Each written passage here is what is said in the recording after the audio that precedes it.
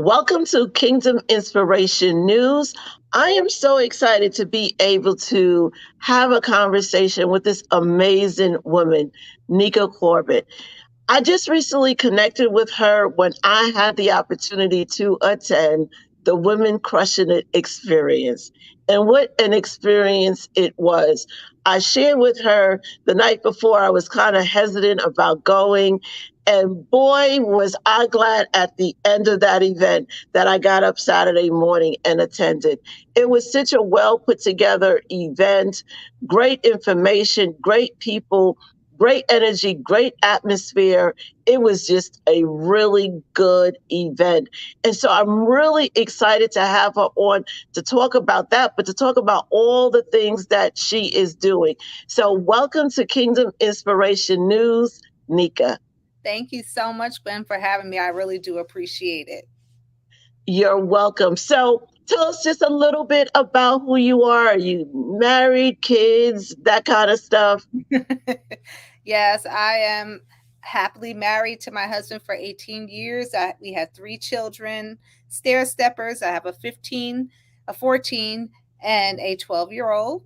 And we stay busy with them. But my background is marketing. I've done marketing for over 26 years, and that is something I enjoy doing constantly. And we work with small businesses. That is another passion of mine. So we just integrate it so I can do what I love all day, and that's support Black owned businesses. Wow, great, amazing. So again, I saw a flyer on Facebook with someone that we have mutual friendship with on social media, and when I looked at it, the first thing was the name stood out, Women Crushing It. I was like, I like that. I really do like that. And then I looked at the lineup, and I was like, this seems like this is something that is going to be really good. And so before we get to that, though, let's take a step back. No, let me take a step back. As you see at the bottom, there's something that's scrolling down there and it says Curate Noir. Tell us about that. How did that come about and what is that all about? Yes, Curate Noir is our storefront in the Morristown Mall where we debut Black and Brown owned businesses. So we have about 80 different independent businesses that we have shelf space for, and they are able to get different traffic. They get to be seen. We do marketing for them. We partner with all these brands so that way we can give them the opportunities to grow and expand and get more visible. So prior to that, we still do have the Black owned business box, and that is where we debuted 4 to 6 Black owned businesses every single month during the pandemic. That is where we began to connect with all these businesses, and then we blossomed into a storefront where we're able to work with more on a consistent basis. That's really good. I love that.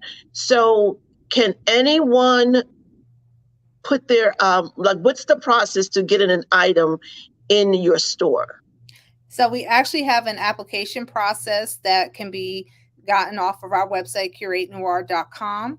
They would fill out an application. We do some checking, make sure that, product placement is available because we don't want to overload or saturate a category.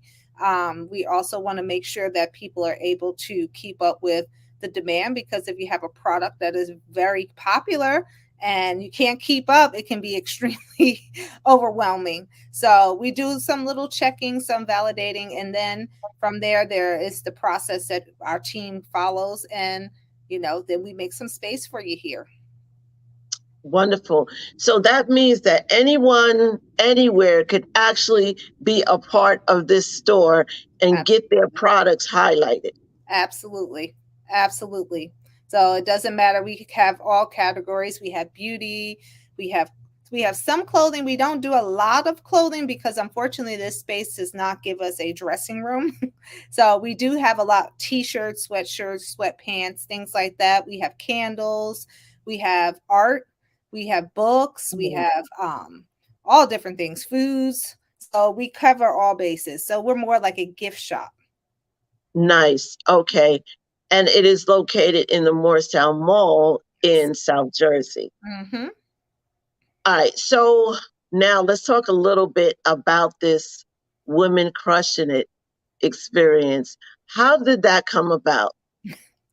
Well, actually, it's something that I had wanted to do for some time.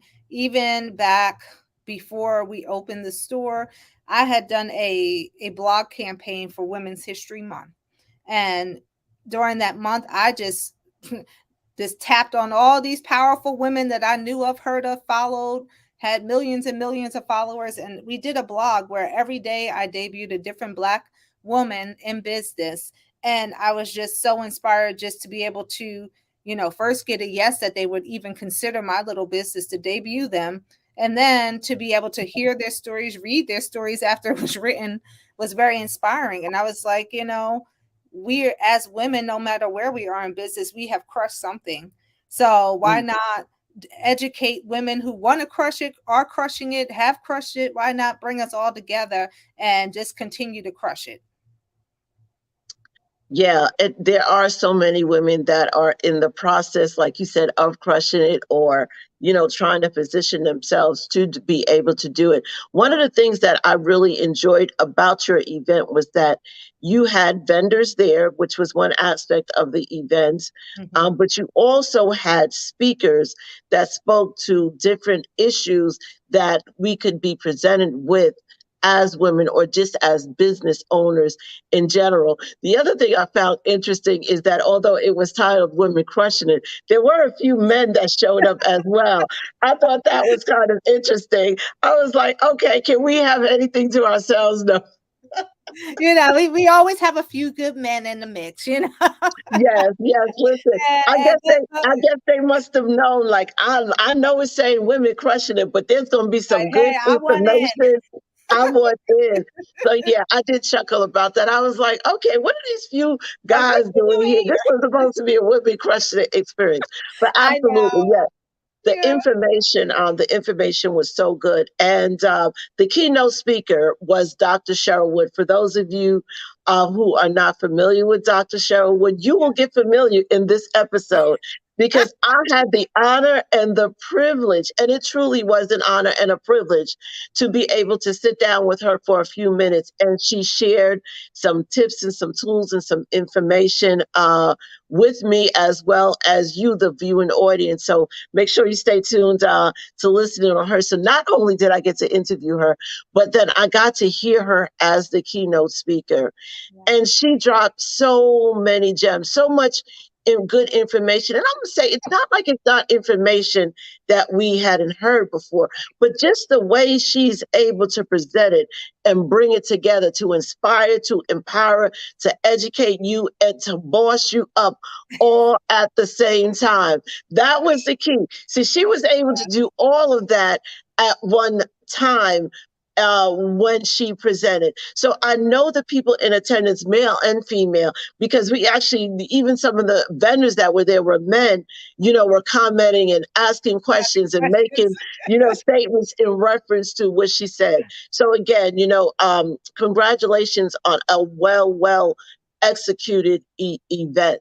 Thank you. Thank you. Yeah, she's amazing. And I wasn't even I was like, oh, I already know that you're gonna bring the fire. These people are gonna walk they may not know who you are, but they will, like you said. And I knew she would just, she is so transparent and so humble that in that type of space, I really wanted people to have somebody that they can still say, wait, but Cheryl, I have a question.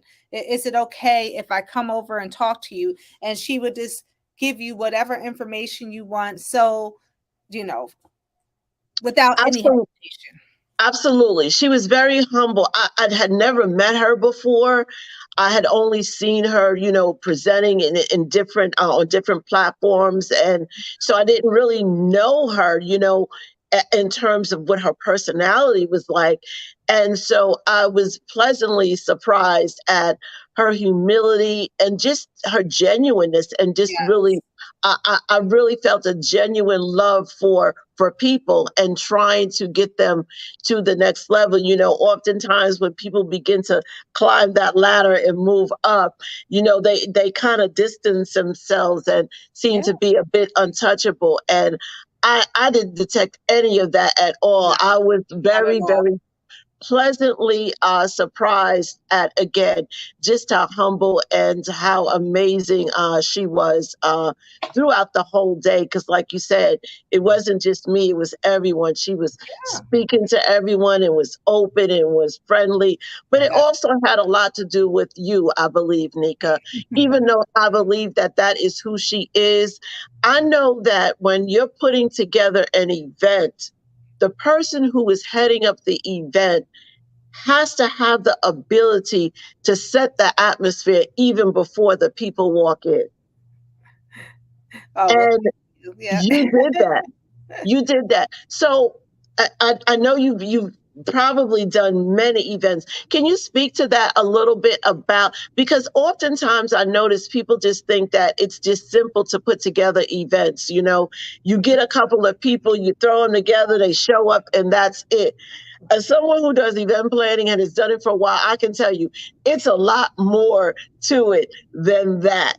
So, Very much can you so. speak to us a little bit about some of the things, like the things that people miss when you think about putting together something like this? Yeah. Well, when Chase approached me to do the event, it was a little like, yes, we host events all the time at the mall. I've always been the background person, so I know the logistics of event planning, but actually saying I'm going to pick the speakers and I'm going to set the atmosphere is not something that I always like had to think so strategically about.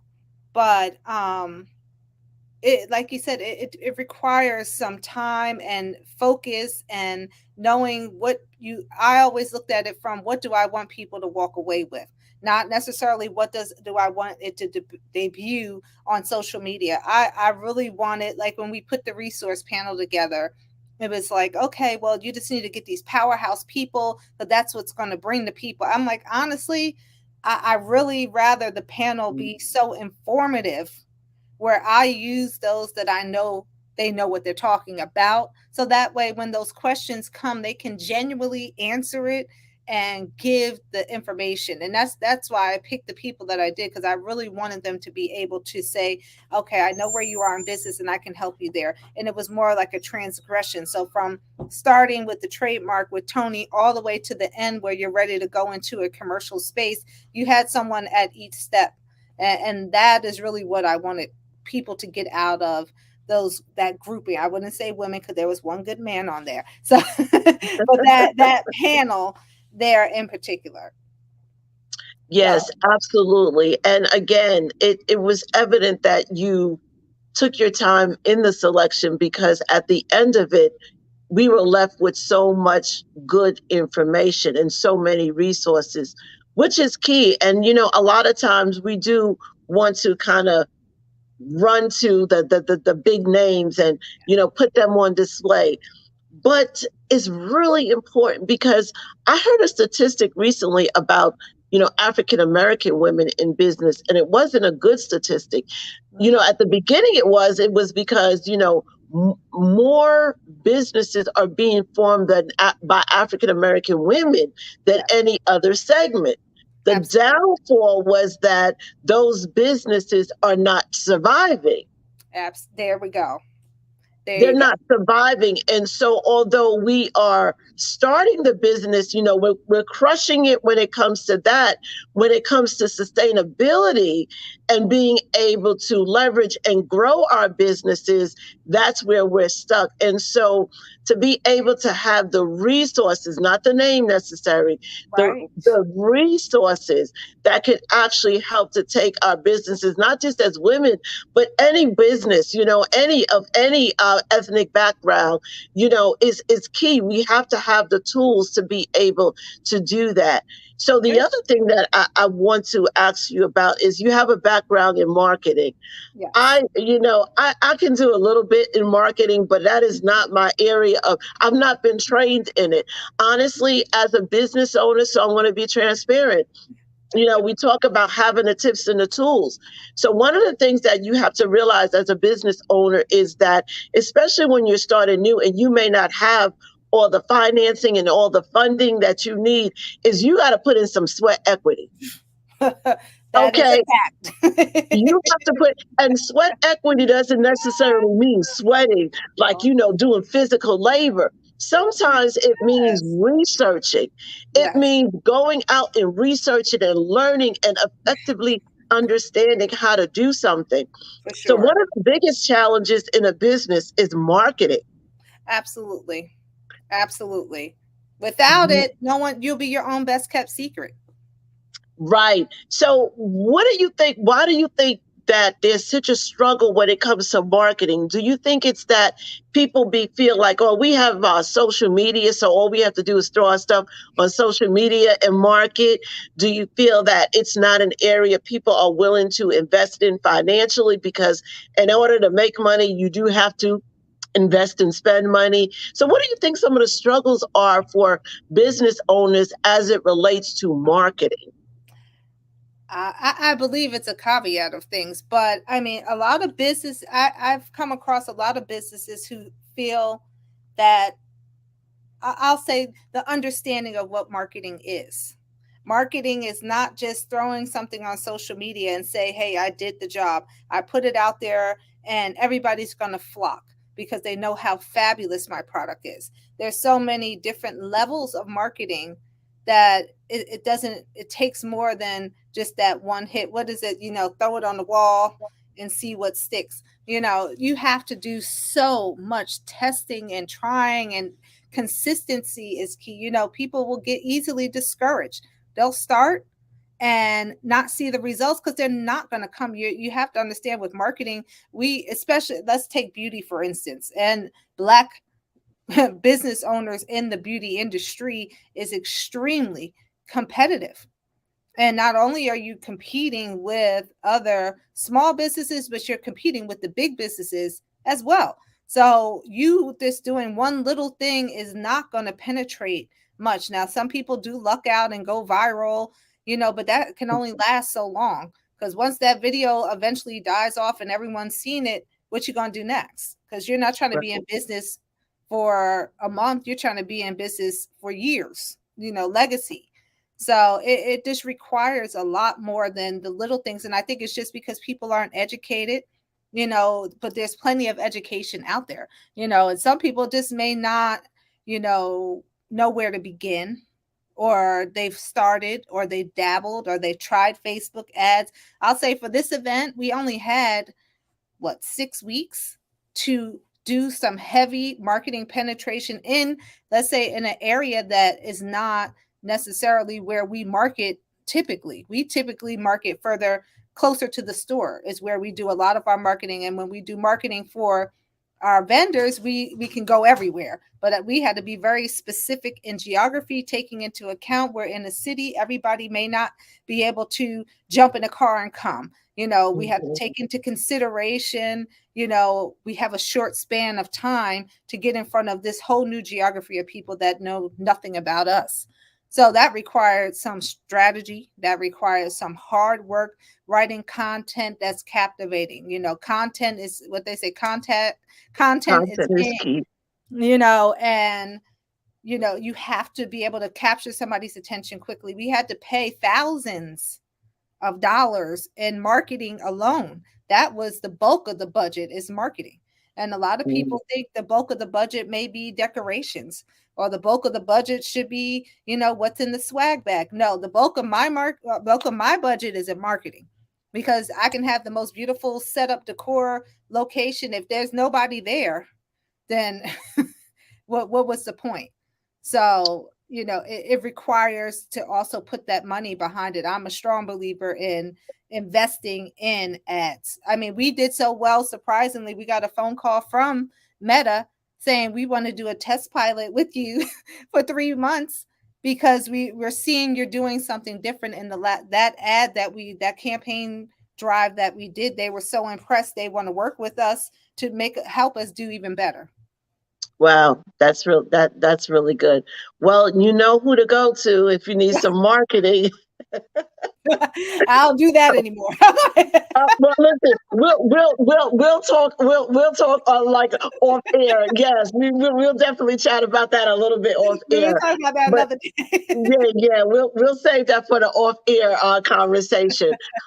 Really good. Yeah, I just wanted to bring that out because again, marketing is so key to your business, and it is an ongoing process. Like I said, I do just a little bit, like I really just the tip of the iceberg.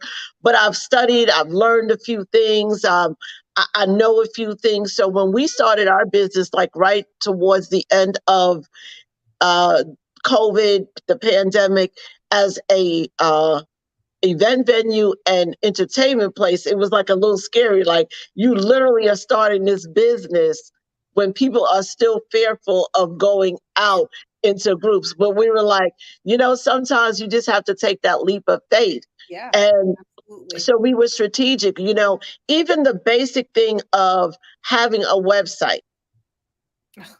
Now, everyone might not go to your website, but you should still have one. Oh, I absolutely. get Everybody so will research you.